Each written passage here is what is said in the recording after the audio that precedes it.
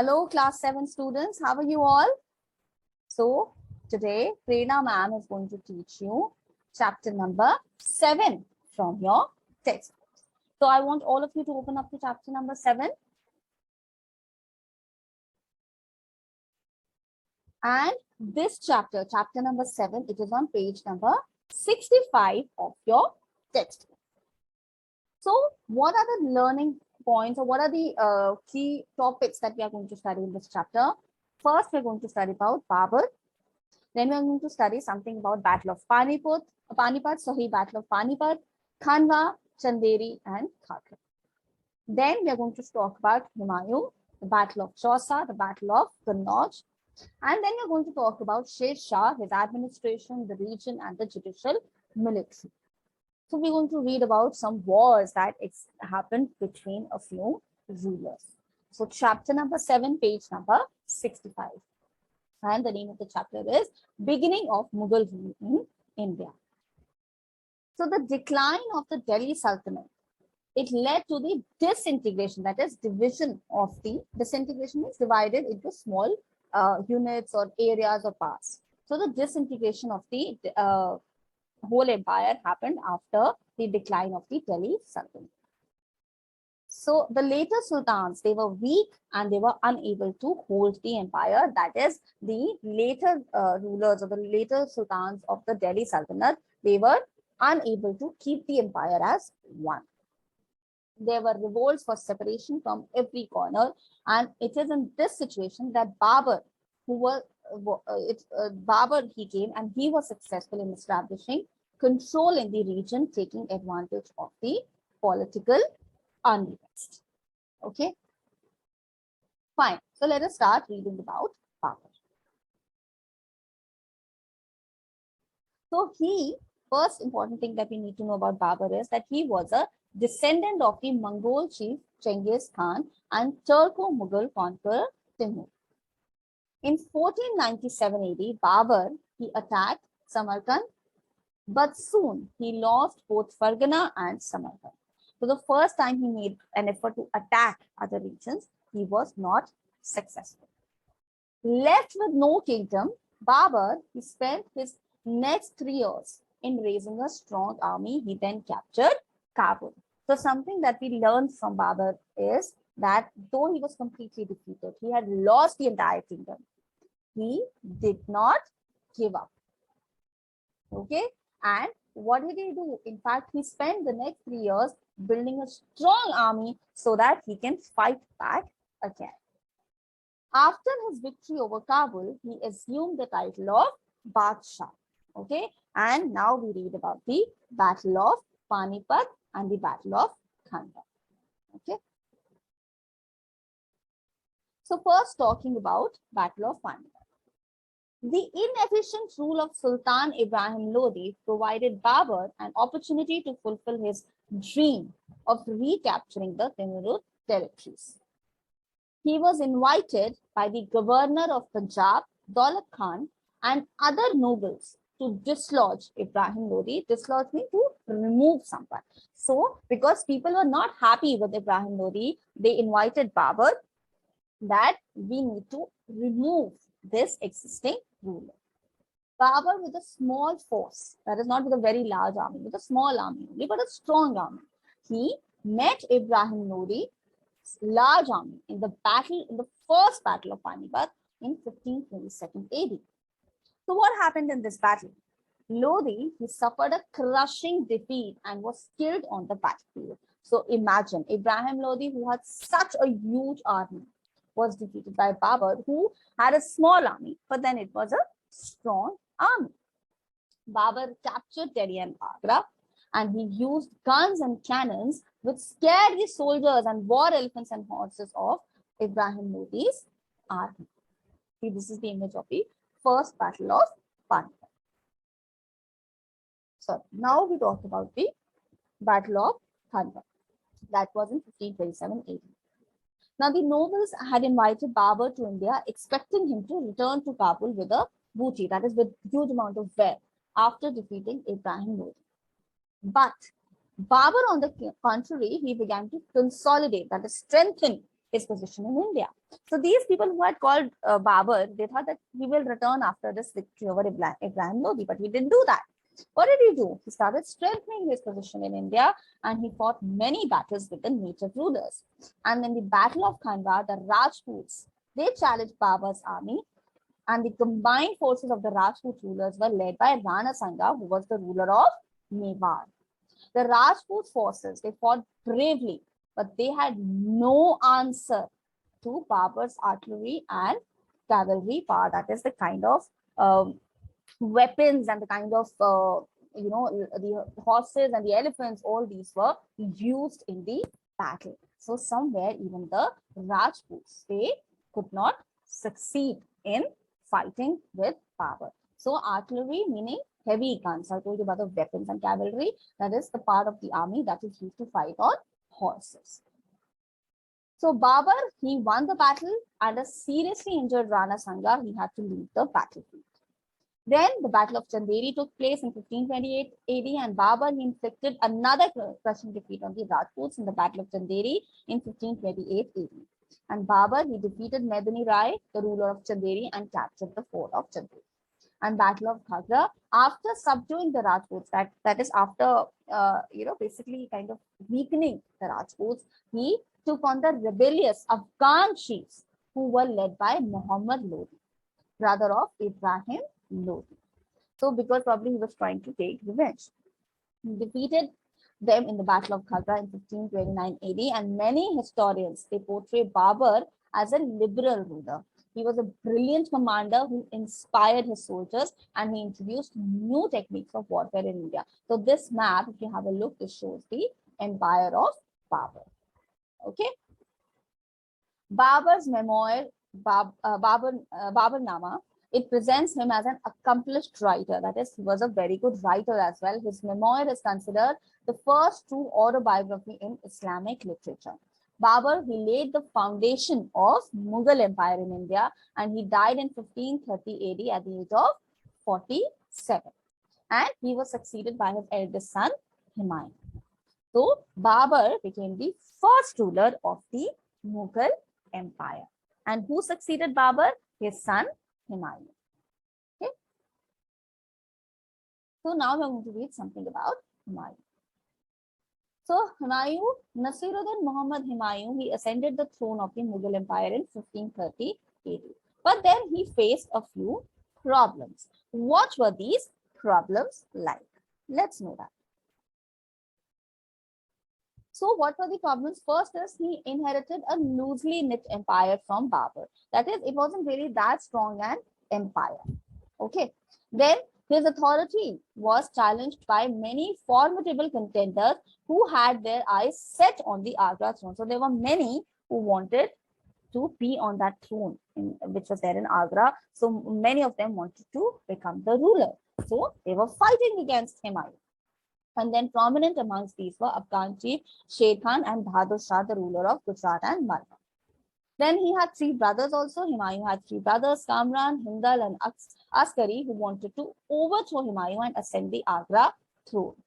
The defeated Rajput rulers, they were also planning attacks on Humayun. So he had problems from all corners. And as Babur was busy in winning new territories, he could not provide an effective administration. So military-wise, he was very strong, but in terms of administration, he was very weak. And it fell upon Humayun to consolidate, that is to basically unify the entire Mughal Empire with proper administration. And he had two major rivals, enemies, Bahadur Shah of Gujarat in the west and Afghan chief Sher Shah in the east. So from the east and from the west, from both the directions, he was facing threat.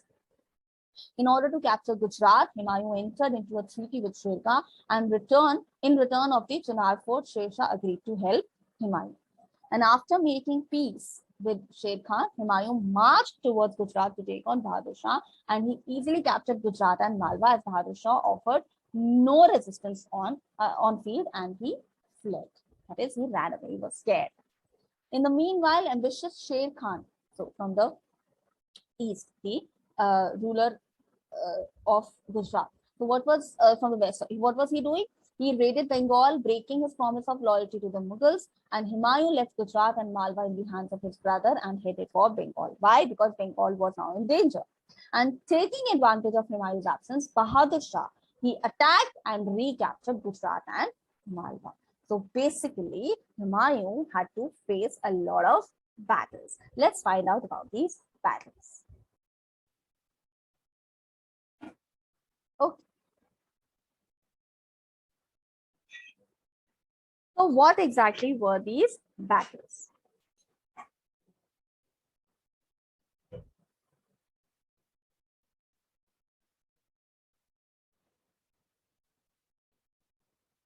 Okay, so first we talk about the Battle of Chausa. So the village for Chausa, it is situated 10 kilometers away from Buxar town at the eastern bank of the Karamsa river. And this village is famous for the Battle of Chausa. The Battle of Chausa, it was fought between Humayun and Sher Shah when on 25th June 1539. What happened in this battle? Sher Shah, he attacked the unawarded army of Humayun at Chausa, the unarmed army, and the Mughal army, it could not face, it was the unarmed army, it could not suddenly face this attack, and in this battle, Sher Shah, he defeated the Mughal Empire. Then we talk about the Battle of Kannauj. So this battle when did this happen? On May 17, 1540, the Battle of Kannauj was fought in Uttar Pradesh, India. It was between Humayun and, of course, who was then the Mughal Emperor, and Afghan Emperor Sher Shah Suri. And before the Battle of Kannauj, Humayun and Sher Shah, they were involved in the Battle of Chausa that we've just studied. After losing the Battle of Chausa, Humayun, he had no army left. He asked his brother to get the army support, and Humayun asked all his brothers for the suggestions before the battle started. So basically, Humayun's father, Babur, he was winning in all the battles, but here Humayun was losing in all the battles. Okay. So the two battles, Battle of Chausa 1539 AD and Battle of Kannauj 1540 AD. Then we talk about Sher Shah Suri.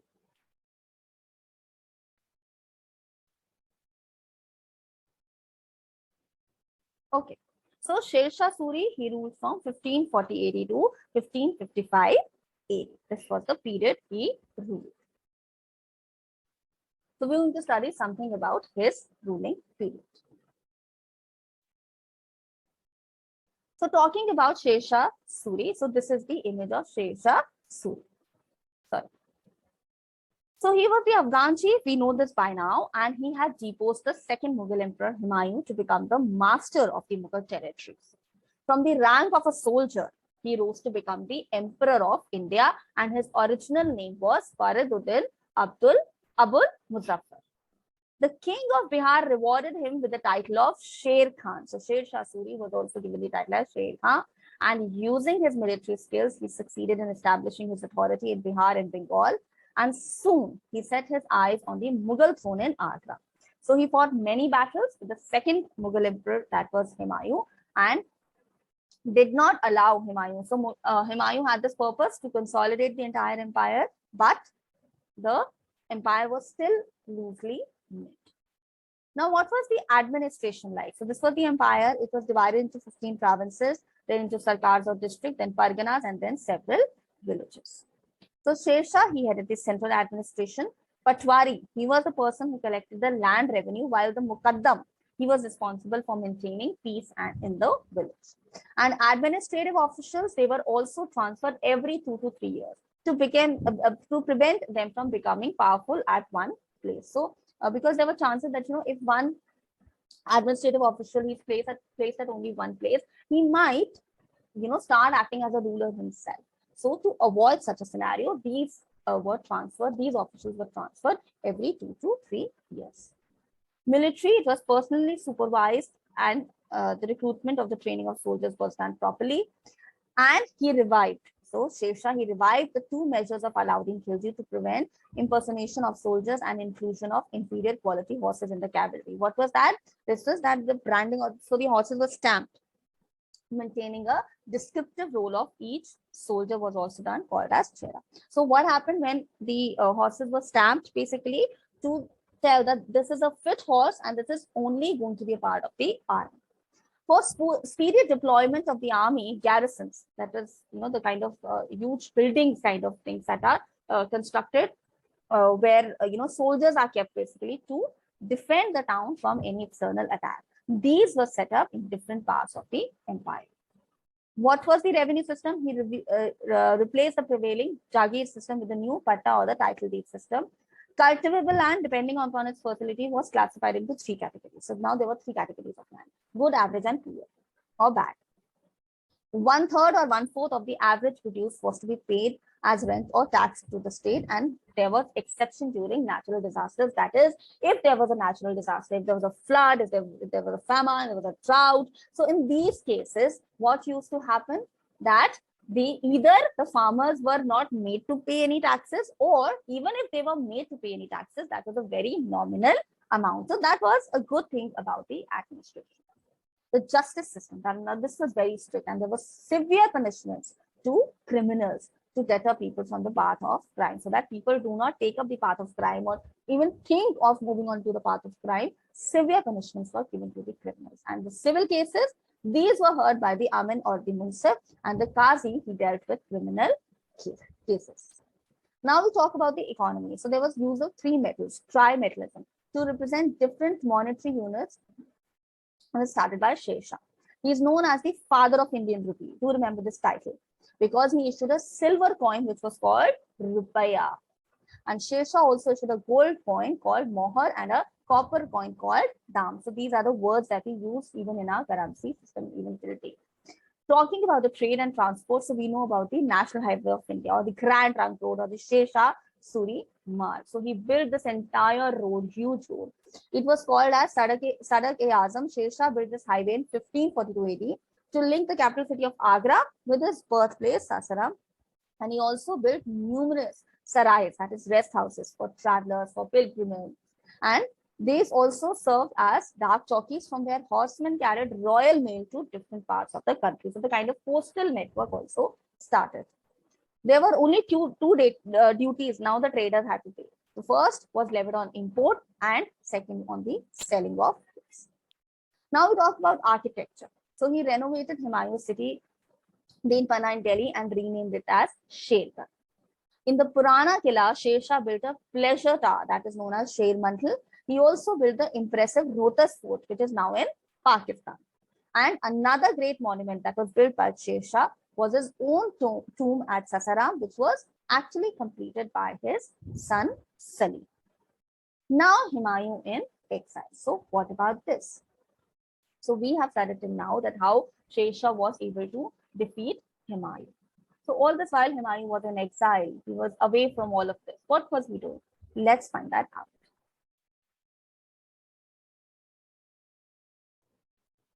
Okay. So Humayun, he spent 15 long years in exile. During his exile, his wife, Hamida Banu, she gave birth to a son who later became as the greatest Mughal empire. What was his name? Akbar. Luck favored him when Sher Shah met an untimely death in an accidental explosion of gunpowder during the siege of Kalajar in 1545 AD. So Sher Shah had weak successors. Now this created favorable conditions for Humayun to return. So first, what did Humayun do? He defeated his rebellious brother Kamran with the help of Shah of Persia. Then he captured Kabul and Kandahar from Kamran. He recaptured Agra and Delhi, thus ascending the throne at Agra once again. However, Humayun's rule, it lasted only for a year, as he died in an accidental fall from the staircase of his library in the Purana Killa. And what is his biography? So Babur's autobiography is Babur Nama. This biography is Humayun Nama. It throws the light on his personality. And who wrote this? His own sister, Gulbadan Begum. And Humayun, he had keen interest in subjects like mathematics, astronomy, and philosophy, and he was very gentle. He was infamous, though, for his addiction towards certain elements like opium, and he was not a good military commander also, like his father Babur. We know about this. And he was also indecisive. So nonetheless, Humayun is credited for re-establishing the Mughal Empire in India. So one thing that was common between Babur and Humayun, between the father and son duo, was that even after losing everything, they never gave up. So that's the kind of learning that we can take from them. So I hope all of you enjoyed reading the story of Babur and Humayun. We're going to read more about the Mughal rulers in the next chapters. Till then, read the chapter again, watch the video, make notes, and answer all the questions on your own. Till then, bye-bye.